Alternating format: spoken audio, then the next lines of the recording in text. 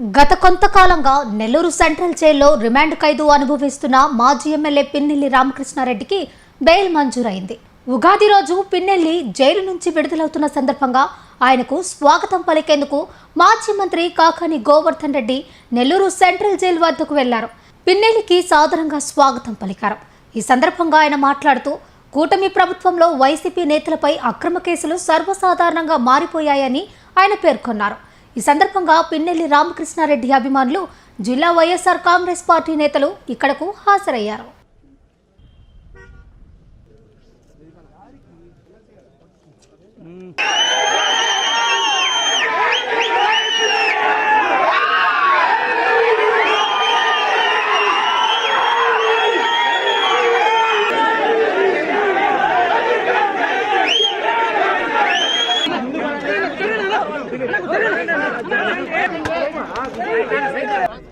Camera ने बैठिया camera ने बैठिया हां ना ना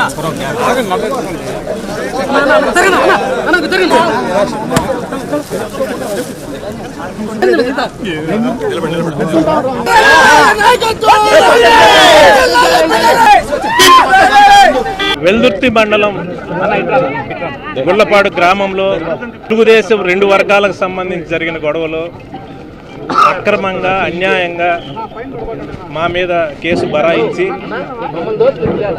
ఈ రోజుకి 99 రోజులు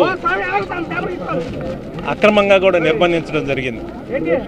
ఆ గ్రామంలో ఈ సంఘటన జరగడానికి ఒక నెల ముందు కూడా ఆధిపత్య పోరులో రెండు వర్గాలకు సంబంధించి అక్కడ గొడవలు జరిగినాయి.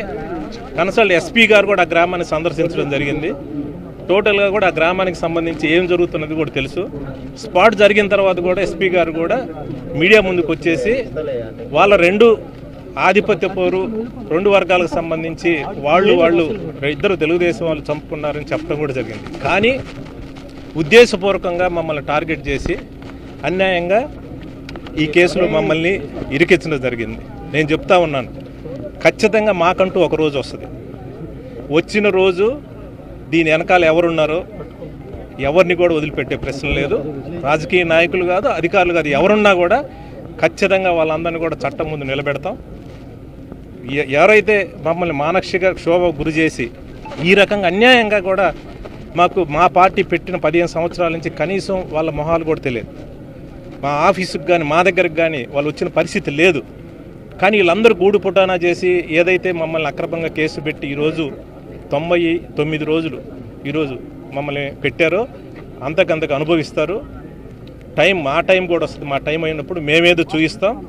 ఖచ్చితంగా తప్పు చేసిన వాళ్ళందరినీ చట్టం ముందు ఖచ్చితంగా నిలబెడతాం.